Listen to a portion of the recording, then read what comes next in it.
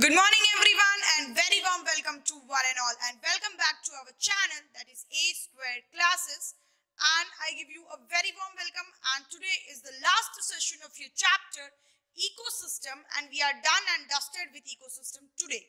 What we are going to see, let me remind you from the previous class, मैंने आपको बेटा nutrient cycle पढ़ाया था, फिर मैंने आपको कंपोनेंट्स ऑफ न्यूट्रिएंट साइकिल पढ़ाया था और कंपोनेंट्स पढ़ाने से पहले इनपुट आउटपुट इंटरनल वो सारी चीजें मैंने डिस्कस करी थी पिछले क्लास में।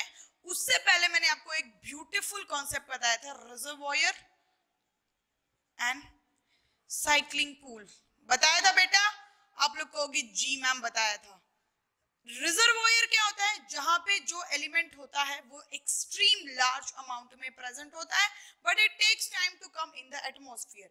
जैसे कि मैं बता दूं, एटमॉस्फेयर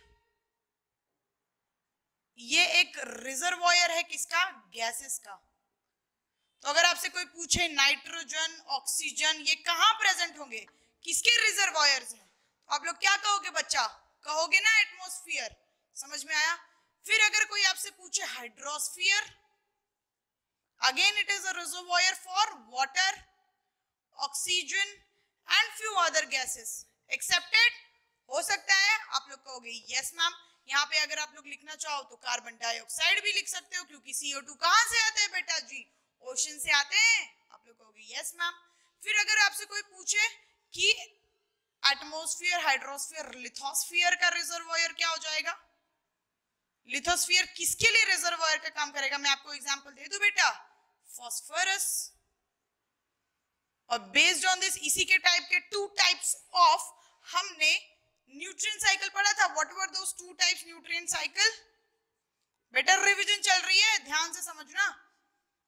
कौन से थे वो दो टाइप के न्यूट्रिएंट साइकिल? बता दो कोई। गैसेस और सेडिमेंट्री।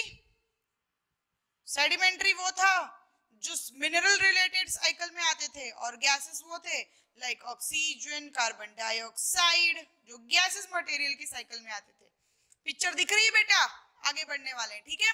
चलो मैंने आपको बताया कि रिजर्वॉयर ऐसी सोर्स होती है जहां पे ये चीजें पाई जाती हैं, ठीक है। इतना क्लियर है? आप लोग कहोगे जी मैम क्लियर है। इसी सब रिजर्वॉयर से ये सारी चीजें साइक्लिंग पूल में आती है and through cycle it keeps on maintain. इसी को हम लोग क्या कहते हैं बच्चा? इसी को हम लोग साइक्लिंग पूल कहते हैं। That's all about revision. Let's move on today what we are going to see, ठीक है। चलो, न्यूट्रिएंट साइकिल में मैं आपको बेसिकली कुछ साइकिल पढ़ाऊंगी। सबसे पहला साइकिल पढ़ाऊंगी कार्बन साइकिल, फिर हम लोग पढ़ेंगे फास्फोरस साइकिल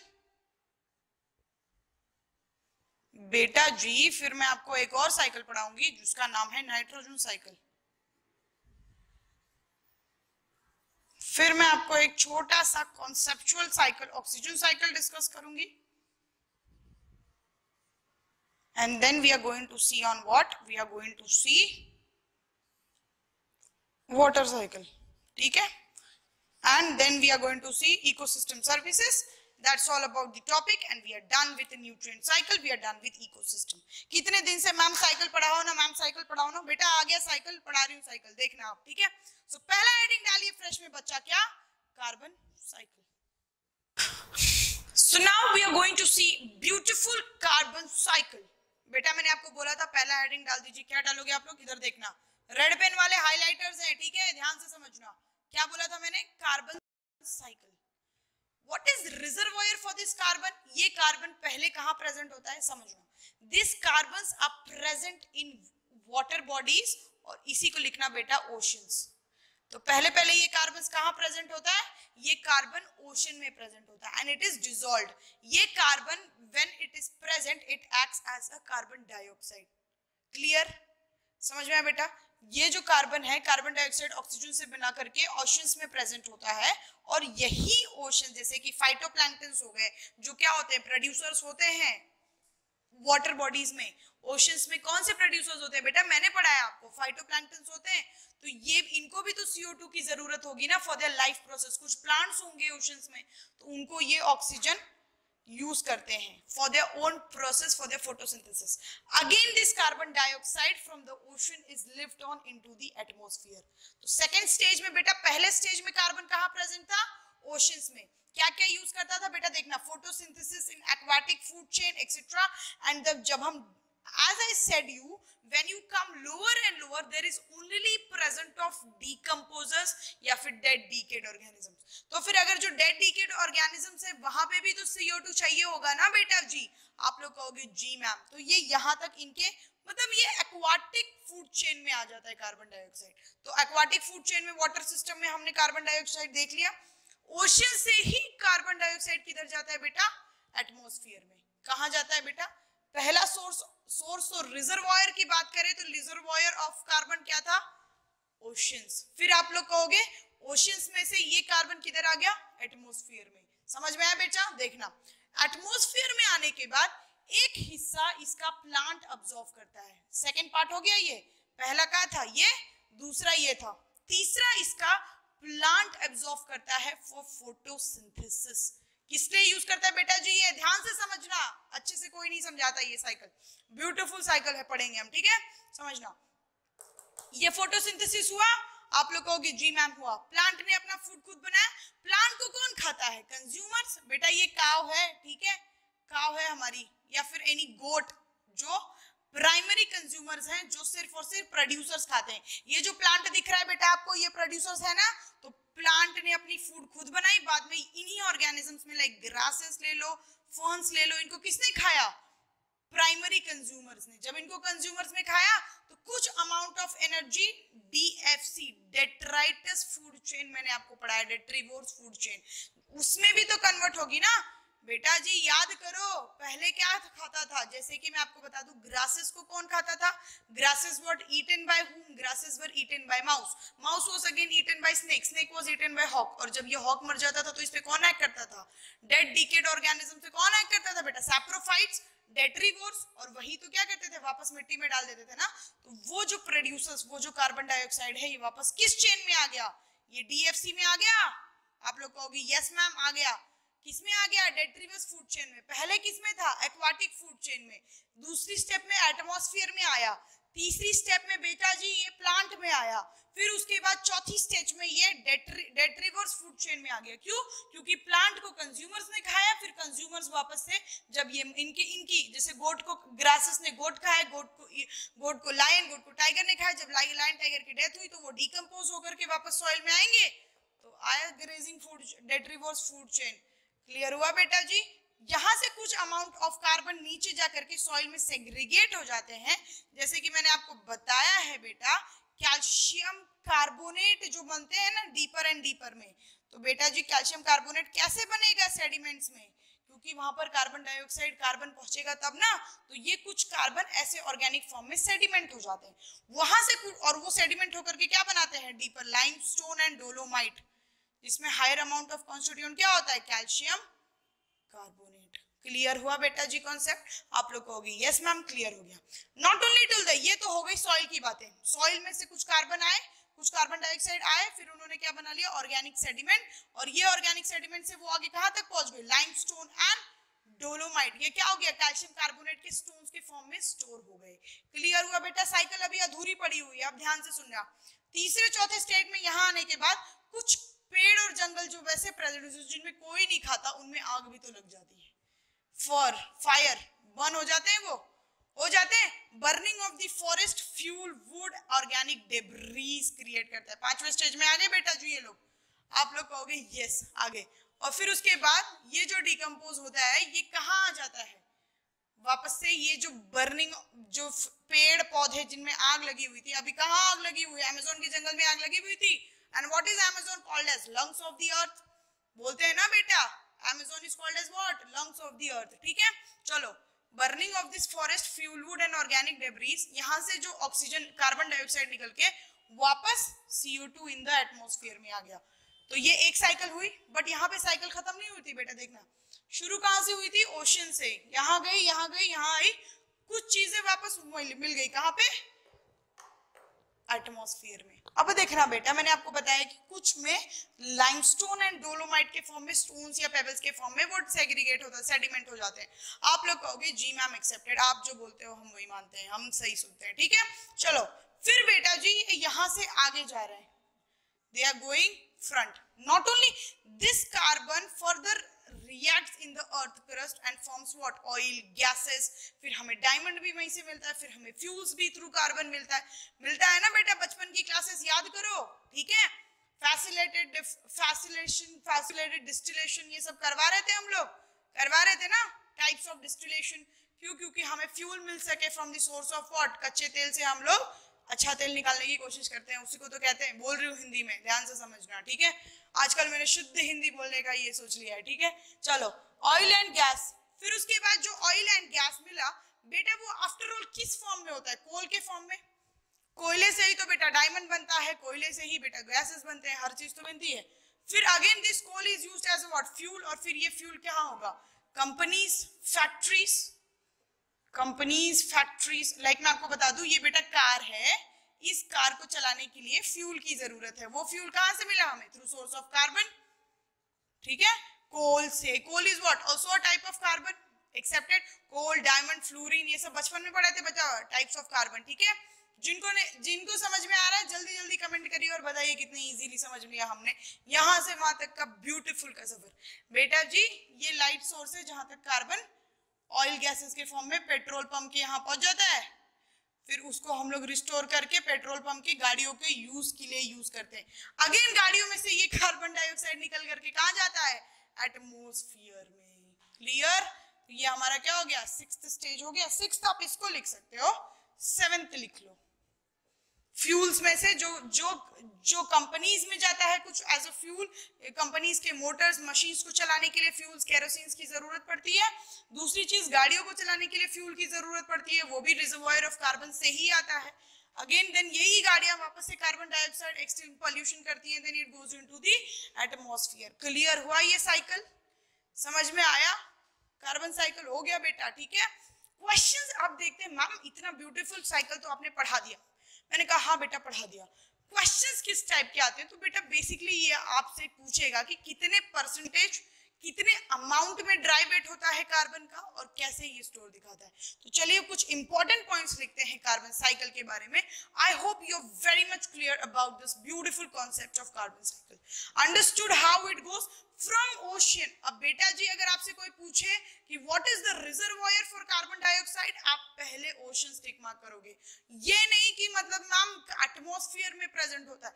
बेटा कार्बन डाइऑक्साइड पहले एटमॉस्फेयर से जाकर के, सॉरी हाइड्रोस्फीयर यानी ओशियंस या फिर वाटर बॉडी से जाकर के एटमॉस्फेयर में जाता है। क्लियर है कॉन्सेप्ट? समझ में आया? That's all about your carbon cycle. Right few important points जिससे आपको क्वेश्चंस मिलते हैं। अगर वो स्टेटमेंट देख के आप बोल दोगे कि हाँ मैम ये सही है, ठीक है? लिख ले। चलो मिटा दो इसको। आया समझ में कार्बन साइकिल? कोई डाउट है?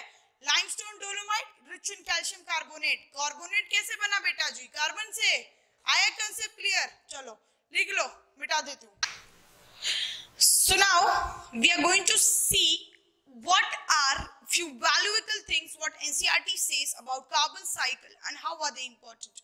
The very first important point, NCERT says the cycling pool consists of 6 to the power 10 raised to power 14 kg, that is 29% of free CO2 in the atmosphere. बेटा आपको ये एग्जैक्ट वैल्यू याद रखना है, questions में ये पूछा जाता है। In fact, NEET asked once what percentage of carbon dioxide is dissolved in oceans. तो कितना परसेंटेज होता है? You know 71% of carbon dioxide is usually dissolved in water. समझ में आया? वाटर यानी किस सेंस में? ओशियंस में 71, और उसकी वैल्यू कितनी है? तो it is 1.45 into 10 raised to power 15 kg of carbon. ये किसका है बेटा? ये किसकी बात कर रहे हैं हम लोग? कार्बन।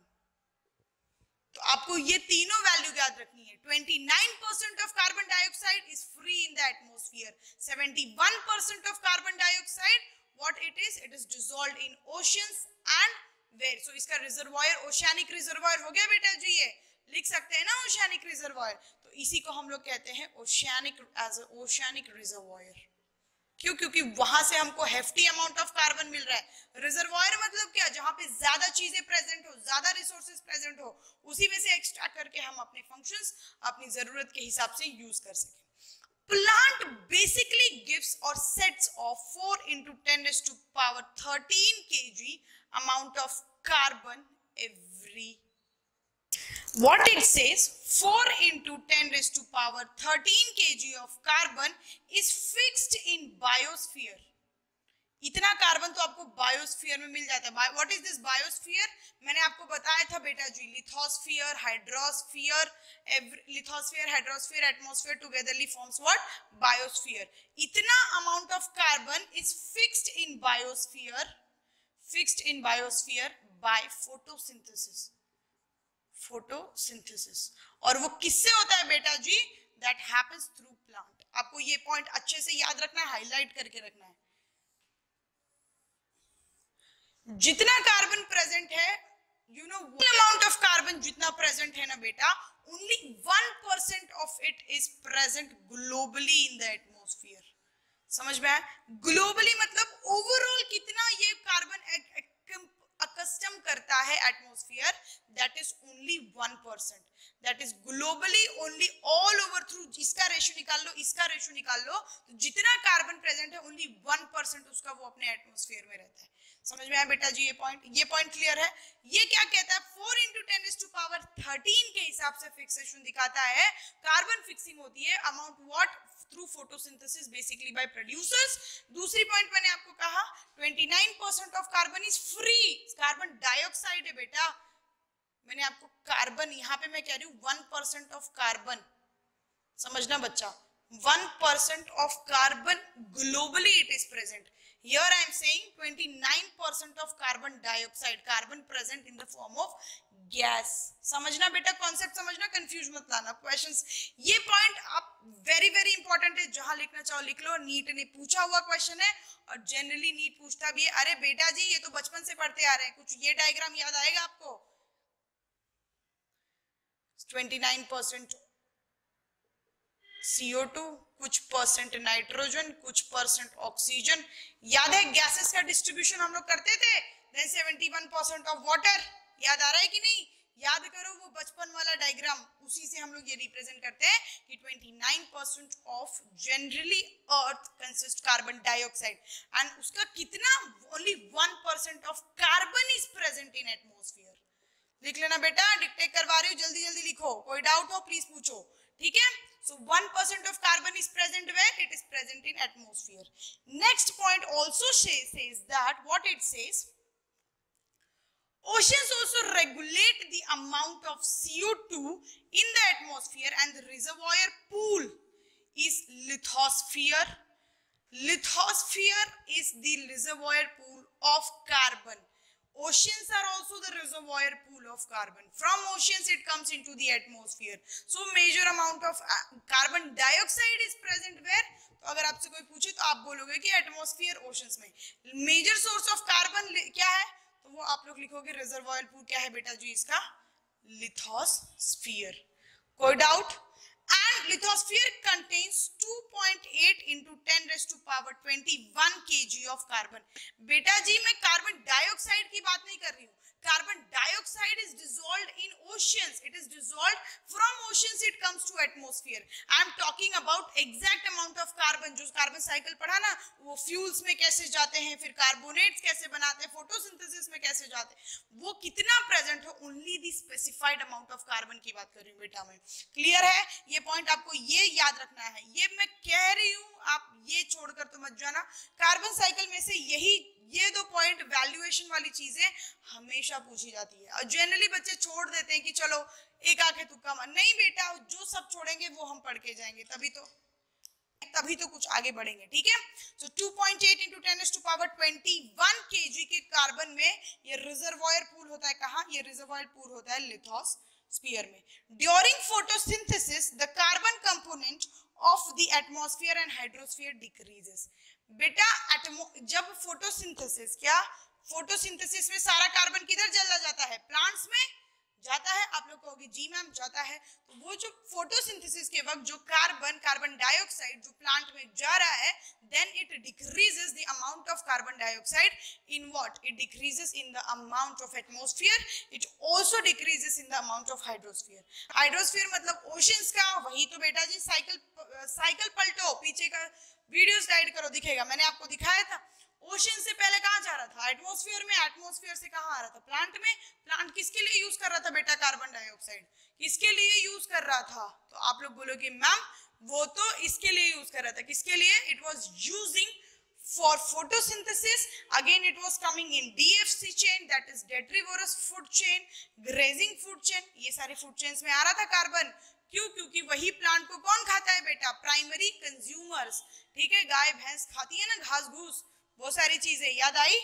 यहाँ तक कोई दिक्कत? प्लीज ये तीनों पॉइंट याद रखना। और कब कम होता है? जब फोटोसिंथेसिस के वक्त एटमॉस्फेयर और हाइड्रोस्फीयर का कार्बन डिक्रीज हो जाता है। How do carbon increases? We will see few various. अच्छा पॉइंट है ये, कार्बन का कंटेंट एटमॉस्फेयर में कैसे इंक्रीज होता है। So the very first point is respiration of organism. Obviously human beings basically inhale, what do they inhale? They inhale oxygen and they give out carbon dioxide. तो जब वो carbon dioxide बाहर देते हैं तो वो क्या करते हैं बच्चा? रेस्पिरेशन ही तो करते हैं, और वही रेस्पिरेशन के थ्रू क्या होता है? कार्बन डाइऑक्साइड बाहर आ जाता है। समझ में आया? क्लियर है? I know you can understand, it is very important. Not, ठीक है, छोड़ने वाला टॉपिक नहीं, क्वेश्चन से एक आप पूछ लेते हैं। फास्फोरस नाइट्रोजन साइकिल भी बहुत इंपॉर्टेंट है, इसके बाद पढ़ने वाले। ठीक है, decomposition of organic waste and dead bodies by decomposers. मैंने आपको DFC पढ़ाया था, detrivorous food chain। वो डेड डीके ऑर्गेनिज्म को डीके करके क्या एनर्जी रिलीज करते हैं? Energy in the form of carbon. Organic matter release हो रहा है ना बेटा? याद करिए बच्चा, मैंने खुद ने आपको DFC पढ़ाया हुआ है। वही ये स्टेटमेंट है जो कि अब आप इतने होशियार हो चुके हो। ऑर्गेनिज्म, पॉपुलेशन, इकोसिस्टम आज खत्म। अगली क्लास बायोडाइवर्सिटी, वो भी खत्म। 2-3 क्लास हार्डली।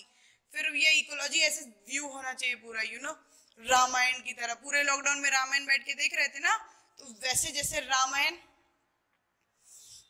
व्यू हो रहा था बेटा, वैसे इकोलॉजी व्यू होना चाहिए। ठीक है, burning of the wood and fossil fuels. जब भी लकड़ियां जलती है और फॉसिल फ्यूल्स यूज होते हैं, like petroleum, like petrol, diesel, kerosene, तब अमाउंट बाहर एटमॉस्फेयर में कार्बन रिलीज होता है। मैंने ये बताया 5 method with carbon is released in the atmosphere.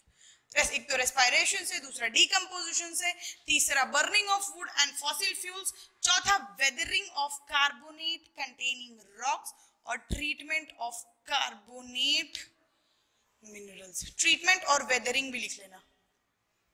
जब बेटा मैंने आपको ये चीज बताई थी, कार्बोनेट कंटेनिंग रॉड कौन से हो जाएंगे? लिख लो अगेन, लाइमस्टोन, कैल्शियम कार्बोनेट होता है ये। आप लोग कहोगे यस मैम होता है, इनके फॉर्म में कैल्शियम कार्बोनेट का स्टोरेज होता है। डोलोमाइट, जो मैंने खुद ने पढ़ा है। Plaster of Paris, calcium hydroxide के फॉर्म में, again it is converted into calcium carbonate, तो वो भी कार्बन एसोसिएशन दिखाता है। Then you can also take gypsum products, later on they are constituents of carbon again. So these are important things. Weathering, मैंने आपको बेटा soil में ये चीज वेदरिंग बता चुकी हूँ। वेदरिंग मतलब ब्रेकडाउन ऑफ द रॉक्स, और जब भी हम कार्बोनेट कंटेनिंग रॉक्स का ब्रेकडाउन करते हैं तो वहां से कार्बन रिलीज होता है। समझ में आया बच्चा? चलो, volcanic eruption and hot spring. जब भी वोल्केनिक लावा रिलीज होता है माउंटेन से, they release excessive amount of carbon. Clear? And another forest is what? Forest fires. Again, जंगलों में जब आग लग जाती है तो excessive amount of carbon release होता है. Then it causes what? Again, as we said, it is injurious because carbon dioxide excessively relates to what? It relates to pollution. Pollution relates to dangerous for organism for survive because this carbon dioxide also combines with water and form H2CO3 bicarbonate ions या फिर carbonic acid, which is again responsible, which is not suitable for the organism to drink those water. Again, it is irritating, so it is like that. समझ में आया? So this is what the point of important about carbon cycle. बेटा जितने point लिखवाए ना, I give you benefit of doubt कि इससे कोई भी question छूटेगा नहीं।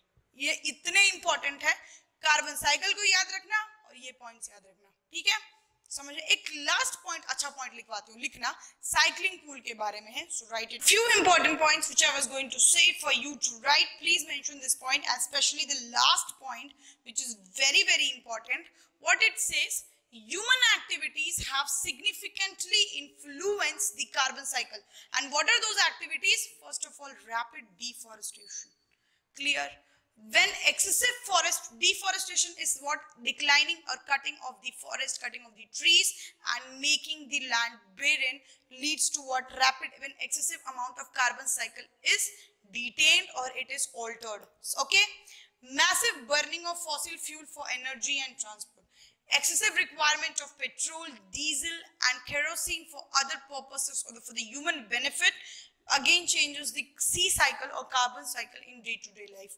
Another example of it is, you know what, where does this excessive amount of ocean goes? It basically goes, ocean functions as a global sink for lot of carbon dioxide produced in combustion. How do ocean functions? Ocean functions a sink. When excessive amount of carbon dioxide is produced, it goes and sink in the ocean or it goes and dissolves into the ocean. Clear?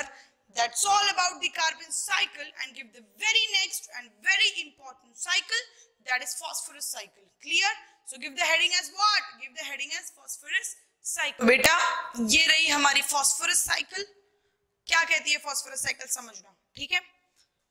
What is reservoir और main source of phosphorus? 2013 में NEET ने यही पूछा था और उसका answer था बेटा rocks are the major source और रिजर्वायर फॉर फास्फोरस. लिख लेना, रट लो, याद कर लो. फास्फोरस साइकिल से बेटा क्वेश्चंस आते हैं, एक दो क्वेश्चंस आपको दिखेंगे, ठीक है? चलो, सो क्या होती है phosphorus cycle, how does it happens, let's see in detail. पहले तो फास्फोरस रॉक से मिलता है, ठीक है? तो ये फास्फोरस सबसे पहले प्रोड्यूसर्स के पास होगा. इस प्रोड्यूसर्स को कंज्यूम करने वाले कुछ न कुछ कंज्यूमर्स होंगे, तो यहां से फास्फोरस यहां ट्रांसफर होगा. इनको खा लेंगे ना प्रोड्यूसर्स. प्रोड्यूसर्स यानी क्या बेटा जी? Plants like leaves, stem, roots, ये सारे जो स्ट्रक्चर होते हैं ना इनके पास, इनको खा लिया जाएगा. Different types of plants. और कौन खाता है इनको? Consumers. When consumers eat this again they die. जब इनकी मौत हो जाती है बेटा, तो they are again they are called as what? Detritus, dead organic matter. याद आ रहा है बेटा? मैंने आपको कहा है व्हाट इज डेट्राइटस, मैंने आपको स्टार्टिंग के वीडियोस रेफर करिए. डेड ऑर्गेनिक मैटर, इसी को हम लोग क्या कहते हैं बेटा जी? इसी को हम लोग डेट्राइटस कहते हैं. आप लोग कहोगे जी मैम कहते हैं. And this detritus is again acted by what? Detritivores, या फिर उसको हम लोग सैप्रोफाइट्स बोलते हैं. और वो क्या कर देता है? Function decomposition. और मैंने अलग से आपको डीकंपोजिशन साइकिल पढ़ाया है, जाओ जाकर के previous video lecture number 2, lecture number 3 देखिए, आपको डीकंपोजिशन साइकिल क्लियर हो जाएगी, ठीक है? तो यहां से ये डीकंपोज हो जाता है. अगेन डीकंपोजिशन साइकिल के बाद जो फास्फोरस मिनरल जो आता है वो कहाँ आएगा बेटा? सॉइल में आएगा. आप लोग कहोगे हाँ मैम, क्योंकि डेड डीकेड और मैटर है, तो वो जो डीके हो जाता है वो अगेन सॉइल में आ जाते हैं. क्यों? क्योंकि through decomposition and through detritivores, saprophytes, bacteria, fungi, earthworm, other organisms थे ना बेटा. अब ये मत बोलना कि पीछे का भूल गए, ठीक है? प्लीज डू अंडरस्टैंड, ठीक है? सॉइल सोल्यूशन, फिर ये soil solution. But there comes also a case, producers के कुछ लीव्स फॉल हो जाते हैं, कुछ सड़ जाते हैं, and they fall in down and they form what? Litre. Litre fall होता है इनका, वो भी अगेन वो भी डेट्राइटस बनते, फिर उनका डीकंपोजिशन हो जाता है, फिर वो वापस सॉइल में मिक्स हो जाते हैं. बेटा साइकिल समझना, ठीक है? ब्यूटीफुल साइकिल है. प्रोड्यूसर से कंज्यूमर, प्रोड्यूसर्स को कंज्यूमर, प्रोड्यूसर्स में फास्फोरस था, प्रोड्यूसर्स को कंज्यूमर ने खाया. कंज्यूमर्स जब मर गए, डेड डीकेस, उसी को हम लोग डेट्राइटस बोलते हैं. उनकी बॉडी डीकंपोज हो गई थ्रू डेट्रीवोर से, और वो सोल्यूशन जो फास्फोरस का था वो सॉइल सोल्यूशन में है. बेटा ध्यान से देखना, ठीक है? कहाँ आया वो? सॉइल सोल्यूशन, ठीक है? सॉइल सोल्यूशन में आने के बाद what happens? Again that phosphorus is uptaken by plants. फिर से ये जो सॉइल सोल्यूशन में फास्फोरस था वो किसको लिया जाएगा? कुछ ना कुछ प्लांट होंगे, उनके रूट्स को मिलेगा बेटा सॉइल से. आप लोग कहोगे हाँ मैम, तो दिख रहा है आपको ये साइकिल फिर से पहुंच गया ये प्रोड्यूसर्स के पास. कुछ कुछ जो इधर उधर है वो टेक ऑफ या फिर रन ऑफ फ्लो में हो जाते होंगे, सेटल नहीं आना, कहीं बह गए, कहीं किधर चले गए, तो कुछ अमाउंट वैसे भी हो जाते हैं. अगेन फिर सॉइल में कहां से आता है? तो रॉक मिनरल से. रॉक जब वेदर्ड हो जाता है तो वो फास्फोरस अमाउंट रिलीज करता है. अभी आप मुझसे बोलोगे कि मैम आपने कार्बन साइकिल में मुझे ये चीज बताई थी कि weathering of carbonate rocks releases carbon. बेटा जी मैंने उसमें स्पेसिफिक कंडीशन दिया हुआ था, that was what? Carbonate rocks. क्या मैंने अभी ऐसा कुछ बोला है इस कंडीशन में कि ये कोई कार्बोनेट रॉक्स है? बिल्कुल नहीं. I have just said it is a rock mineral and when it is weathered, यानी उसको तोड़ दिया जाएगा तो वो कुछ ना कुछ अमाउंट ऑफ फास्फोरस रिलीज होगा और फिर से वो सॉइल सॉल्यूशन में जाएगा. अगेन सॉइल सॉल्यूशन से उसको प्रोड्यूसर्स में मिलेगा बच्चा, फिर उसके बाद सेम प्रोड्यूसर्स कंज्यूमर से डेट्राइटस. तो यही साइकिल कॉन्स्टेंटली फ्लो हो रही है. इसी को हम लोग फास्फोरस साइकिल कहते हैं. बेटा ये मेरा फेवरेट साइकिल है, बहुत लोगों का फेवरेट साइकिल था है, क्योंकि ये छोटा सा है, इजी भी है, लॉजिकल भी है, कॉन्सेप्चुअल भी है, समझ में भी आ जाता है. ठीक है, क्वेश्चंस ये मैंने आपको बताया था कि नीट 2013 में ये क्वेश्चन पूछा हुआ था. Clear? Now let's write few important point related to phosphorus cycle. बेटा दो इसको, समझ में आ गई साइकिल? ड्रॉ कर लेना बच्चों, पूछ लेते हैं कि किधर से क्या होगा. ठीक है, चलो. एनसीईआरटी भी यही कहती है बच्चा. So now let's see few important points related to phosphorus cycle. What it says, first of all, phosphorus is major constituents of biological membrane. Which is this biological membrane बेटा जी? Cell membrane. Cell membrane का phospholipid layer structure होता है, उसी की बात हो रही है. ठीक है, न्यूक्लिक एसिड, न्यूक्लिक एसिड में भी फॉस्फेट का काम होता है. जब आप स्ट्रक्चर ऑफ डीएनए जेनेटिक्स में कंप्लीट करोगे तब आपको दिखेगा कि वहां पे एक अलग सा फॉस्फेट का ग्रुप होता है. दूसरी चीज, एंड सेलुलर एनर्जी ट्रांसफर में भी फॉस्फोरस का काम होता है. क्लियर? ये पॉइंट ब्यूटीफुल है, एक्सेप्टेड है. बेटा ये इसलिए लिखवा है ना ताकि जब आप क्वेश्चंस में जब आप एग्जाम दोगे और आपको 4 पॉइंट में से एक पॉइंट सही और गलत चूज करना पड़ेगा, तो ये जो पॉइंट्स है ना वो आपका लेवल बढ़ाते हैं. क्यों? क्योंकि ऐसे पॉइंट सोच के you understand the concept and then you realise नहीं मैम ने ये चीज पढ़ाई थी, ये सही हो सकती है, ये गलत हो सकती है. This is the way I always represent few points which basically comes, this are basically those point जो एग्जाम में पूछे जाते हैं. फॉस्फोरस का ये काम होता है, biology. Phosphorus is made for what? Biological membrane, cell membrane and formation of nucleic acids and other energy transfer. आप लोग, इज इट राइट और wrong? Choose the incorrect statement. आप लोग बोलोगे यस ये करेक्ट है, ये हमने सुना है, ये पढ़ा है. पता तो सबको होता है कि डीएनए में फॉस्फेट होता है, लेकिन जब तक वो चीज सुनो ना बार बार, जब तक वो चीज लिखो ना बार बार कि यस ये ऐसा होता है, तब तक याद कैसे रहेगा? अब याद हो जाएगा ना, आई होप याद होगा. ठीक है, दूसरी चीज, many animals also need large quantity of this element to make their shell, bones and teeth. In fact, your teeth has a major amount of phosphorus in the form of calcium phosphate. Clear? Which helps in mineralization. So there also phosphorus is important as of for shells, for bones. Yeah, and for teeth. These are the things where phosphorus plays important role. Animals के case में teeth, जो अगर हम लोग humans के case में बात करें तो बोन्स एंड टीथ में, लोअर ऑर्गेनिजम्स की बात करें तो शेल्स में फॉर्मेशन के लिए कैल्शियम फॉस्फेट या फिर कैल्शियम कार्बोनेट जरूरी होता है बेटा. ठीक है, फॉस्फोरस जो प्रेजेंट होता है ना बेटा सॉइल में, it is basically in the insoluble form. Insoluble form में वो बेसिकली फॉस्फोरस प्रेजेंट होता है, but due to secretion of micro organism it get converted in to soluble form. I think the point has been mentioned. Phosphorus present is insoluble form in the soil and is converted into soluble by the chemical secretion of the microorganisms. बेटा जी यहाँ देखना, microorganisms and plant root. Plant root का जो secretion होता है वही insoluble phosphorus को soluble में बना देता है. समझ में आया बेटा? क्लियर है ये कॉन्सेप्ट? अच्छा है. फॉस्फोरस के ये पॉइंट्स आपको याद रखने हैं. ह्यूमन के केस में कहां पे फॉस्फोरस यूज होता है? आप लोग डायरेक्टली कहोगे ma'am teeth, bone. Animal, lower animals के केस में बात करो तो शेल. एक अच्छा सा पॉइंट मैं आपको बताती हूँ. Plant absorbs phosphorus in the form of orthophosphate. किस फॉर्म में प्लांट फॉस्फोरस एब्सॉर्ब करते हैं बेटा?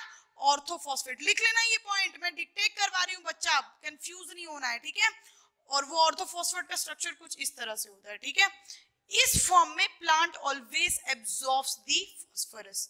क्लियर हुआ ये कॉन्सेप्ट? चलो, दूसरी चीज, जब ये फॉस्फेट प्लांट में एब्सॉर्ब हो जाती है ना, तो again this is used by plants to make phospholipids, nucleotides, nucleic acid.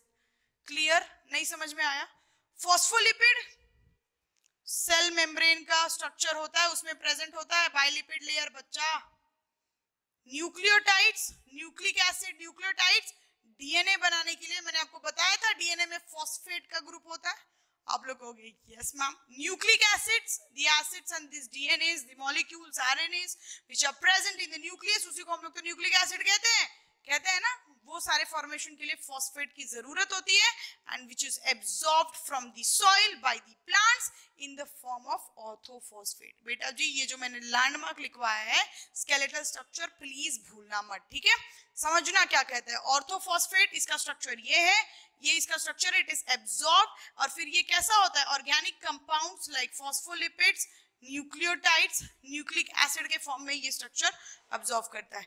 दूसरी चीज this phosphorus which is present in plant, first of all phosphorus is absorbed.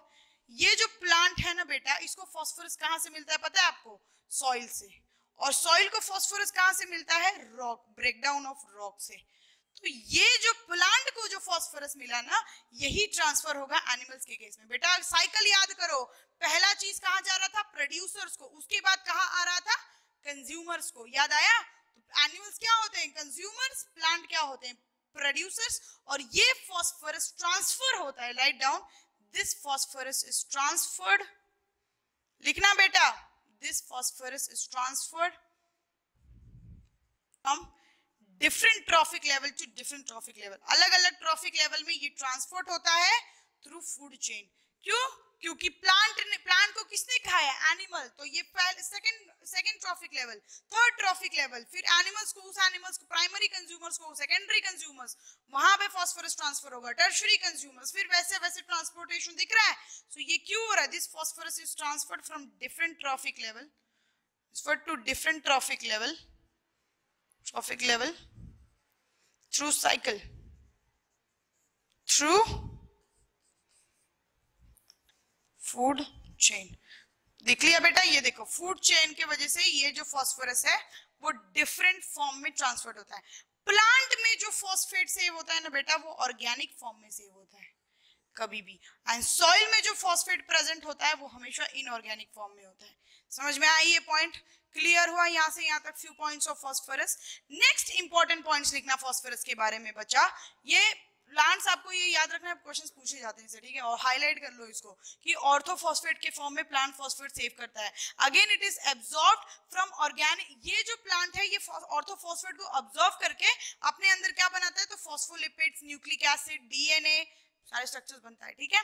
And again phosphorus which is, phosphorus कहां से मिलता है? तो plant को from rock, rock को soil, soil में फॉस्फोरस रहता है, उसी को प्लांट में मिलता है, प्लांट को animal. And again it goes on to different trophic level through food chain clear of an ecosystem. ये जो फॉस्फोरस प्लांट में होता है वो ऑर्गेनिक फॉर्म में होता है, सॉइल में होता है वो इनऑर्गेनिक फॉर्म में होता है. This is what the beautiful contribution we have seen. Others seeing the cycle, phosphorus cycle. Okay, right. Next few important points about phosphorus जिसे generally लोग क्वेश्चन पूछे जाते हैं. बेटा 4 स्टेटमेंट दे देगा, उसमें से बोल देगा सही क्या है गलत क्या है. तो आई वांट कि you should know this all points. Clear? ये सारे पॉइंट्स इंपॉर्टेंट है, सारे रेफरेंस बुक से पढ़े हुए हैं, सारे सर्टिफाइड पॉइंट्स है जो इतने तो याद करके ही जाना है, ठीक है. चलो सो मिटा दो इसको, फिर आगे लिखो. Now the next important point about phosphorus is phosphorus present in bones and teeth of animals is resistance to decay and thus remain out of cycle for long time. जब तक ये फॉस्फोरस टीथ या फिर bones में present है बेटा ये phosphorus cycle में नहीं आता क्योंकि ये वहां स्टोर्ड फॉर्म में है. Which form is that? Calcium phosphate. ये फॉर्म में वो स्टोर हो जाता है जब तक बॉडी डीके नहीं होती और वापस से वो बॉडी को हम लोग डीके नहीं करते and then again it is released out into soil. समझ में आया? या फिर उस बॉडी को जब तक हम लोग सॉइल में बरीड नहीं कर देते सो टीथ गेट डिग्रेडेटेड तब तक वो trophics food chain food cycle के बाहर रहते हैं. कौन से phosphorus? Phosphorus present in bones and teeth. दूसरा point, some amount of phosphorus is washed down to sea. मैंने आपको बोला था फॉस्फोरस साइकिल में कुछ फॉस्फोरस क्या हो जा रहे हैं? रनवे टेक ऑफ हो जा रहे हैं, अब बाहर चले जा रहे हैं. तो वो कहाँ चले जाते हैं? सी में. फिर वो वापस से फूड चेन में आ जाते हैं थ्रू एक्वाटिक इकोसिस्टम. जैसे कि मैं आपको बताऊं सी में कुछ ऑर्गेनिजम्स प्रेजेंट होंगे, कर लेते होंगे, जब उनको कोई और ऑर्गेनिज्म खाएगा थ्रू एक्वाटिक इकोसिस्टम का जो चेन था देन अगेन फिर जो सरफेस पे जो ऑर्गेनिजम्स है वापस उनमें फास्फोरस तक रीच हो जाता है from depth to high top level, और वहां से उसको कोई हॉक या फिर ईगल या फिर एनी सी बर्ड खा के again it brings in the cycle. So जितने जल्दी फास्फोरस लॉस्ट होता है उसी के रेस के हिसाब से वो वापस साइकिल में भी आता है। समझ में आया कैसे आता है? अगर सी में लॉस्ट हुआ है तो वो एक्वाटिक इकोसिस्टम यानी फूड चेन के through it again gives a come back to the soil, क्योंकि अगर वो सी बर्ड्स को कौन खाएगा? ईगल, हॉक, और वो हॉक जब डेड डीके होगा तो कहाँ आएगा? सॉइल में। अगेन सॉइल में क्या होगा? डीफ्रैगमेंटेशन, फ्रैगमेंटेशन के बाद सॉइल का रिलीजमेंट ऑफ फास्फोरस होगा, सॉइल में होगा ना? आप लोग कहोगे यस मैम, तो यही वो पॉइंट कहता है। Next important point is phosphorus in sea water is absorbed by seaweeds, calotrophis, ये एक सीवीड था बेटा, याद करिए बच्चा, ठीक है। अदर एग्जांपल्स जो वीड्स होते हैं ना, जो कहीं भी ग्रो हो जाते हैं, अगेव प्लांट, सेंचुरी प्लांट, ये सारे क्या हैं? वीड्स हैं। आप लोग कहोगे yes ma'am these are weeds, and they are finally passed into fishes, and then fishes से ये फिर से सी बर्ड्स में आ जाते हैं, and three sea birds they come into food chain, क्योंकि इसी सी बर्ड्स को कौन खा लेता है? अगेन छोटे छोटे जो बर्ड्स होते हैं बेटा समुद्र पे, ईगल, हॉक, ये सारी चीजें खा लेते हैं। अगेन दे डिग्रेड होकर के कहाँ जाते हैं? सॉइल में, फिर से तो मिल जाता है थ्रू फूड चेन। तो जो भी फास्फोरस अगर सी में प्रेजेंट है तो वो एक्वाटिक इकोसिस्टम के थ्रू वापस से बेटा फूड चेन या फिर सॉइल में वापस आ जाता है। Through what? Through food chain, through aquatic ecosystem, through terrestrial ecosystem और some amount of food web also. Clear? Phosphorus rich faeces they are called as guano. क्या बोलते हैं बेटा उसको? Guano, and are deposited on the land by sea bird. Sea bird जो होते हैं, जो उनके फीसेस होते हैं, faecal matter, they let out their faecal matter and that is always rich इन गुआनो। समझ में आया बेटा? आप लोग कहोगे यस मैम, क्लियर है। Some lost phosphorus get attributed in the form of sediment for a long period of time, ठीक है। कुछ फास्फोरस जो समुद्र में लॉस्ट हो जाते हैं वो सेडिमेंट्स के फॉर्म में, रॉक के फॉर्म में, सेडिमेंट्स के फॉर्म में डिपॉजिट हो जाते हैं later on for a long period of time, and then when the situations like sea birds या फिर sea other sea animals, other organisms goes and attract or attack those rocks and then break down, and again they get phosphorus, again those phosphorus is returned back into the environment and the life process goes on, grazing, food chain and all as usual। किससे आता है वो? aquatic ecosystem से, ठीक है। some amount of phosphorus is also stored in the form of aluminium, calcium, iron phosphate which are what? insoluble in organic salt। clear है बेटा? insoluble in organic salt के फॉर्म में स्टोर होता है ये। आप लोग कहोगे जी जी मैम सही सही, बिल्कुल सही, सेफ तो होता है। तो ये कुछ अमाउंट ऑफ वैसे स्टोर होते हैं, जब जरूरत पड़ी again they come back to the cycle. That's all about your phosphate cycle. Thank you very much and do watch the video carefully. जितना पॉइंट लिखवाया है बेटा फॉस्फोरस साइकिल में, they are way more important. इतना पढ़ लिया, इससे ज्यादा कुछ मत पढ़ना। I give you benefit of doubt that this much is more than enough from specifically this topic, because nobody teaches this much specifically in this topic. Everyone is like go for one cycle, presume, बाकी खुद का दिमाग लगा लो। Carbon cycle में बेटा याद रखना, ये नीट ने पूछा था, 71% of carbon is basically stored in the oceans and about globally only 1% of carbon, not carbon dioxide, क्योंकि नीट ने 71% of carbon dioxide is stored in the water बोला है, but globally only 1% of carbon is used overall the carbon which is present, and जो amount है that is 1.4 into 10⁻13 kg के हिसाब से photosynthesis में एनुअली इतने कार्बन फिक्स्ड होते हैं। तो आपको कार्बन साइकिल की वो वैल्यू याद रखनी है। फॉस्फोरस साइकिल की ये टर्म्स याद रखना। Phosphorus rich faeces they are called as guano and they are basically used, they have rich source of phosphorus to the soil. And 2013 में again NEET asked the same question through related to phosphorus, that phosphorus का reservoir क्या है। तो आप लोग बेटा बोलोगे rocks या फिर लिथोस्फीयर, लिथोस्फीयर या फिर रॉक ले लो। मैंने आपको स्टार्टिंग में लिखवाया है कि lithosphere is a reservoir of phosphorus, आप लोग फिर भी याद करके समझ लो। कार्बन मोस्टली लिथोस्फीयर ही रिजर्वॉयर है, लेकिन कार्बन डाइऑक्साइड अगर बात करें तो ओशियानिक टिक मार्क करना, ओशियानिक रिजर्वॉयर, क्योंकि वो गैस है। और मैंने आपको बताया है कि गैसेस का जो रिजर्वॉयर होता है, either it is what, either it is lithosphere or either it is either it is hydrosphere or either it is atmosphere, and nutrients minerals का जो होता है it is lithosphere. Thank you very much. That's all for today, and do watch the video carefully, and any doubt do contact. Next class में we will read nitrogen cycle, water cycle and oxygen cycle, and we will see ecosystem services. That's all, and we are done with the lecture. And why I am teaching you nitrogen cycle here today, you know, because nitrogen cycle से बेटा questions पूछे जाते हैं. Generally 11th में पढ़ने के बाद हम भूल जाते हैं. I only teach also in 11th, me myself. फिर भी मैं 12th में फिर से पढ़ाती हूँ because I know my kids, मेरे बच्चे भूल जाते हैं ये चीज कि उनको पढ़ाया हुआ है, वापस से रिविजन देना जरूरी हो जाता है. ठीक है, so I will give you again the revision of nitrogen cycle.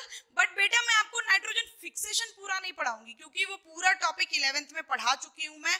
Please जा करके अपने पन्ने पलटे और वीडियोस देखें, उसके अपलोडेड हैं सेक्शंस, आपको दिख जाएंगे. ठीक है, चलो, so thank you very much. And फिर नेक्स्ट क्लास में nitrogen cycle and then water cycle, oxygen cycle. We are done with ecosystem.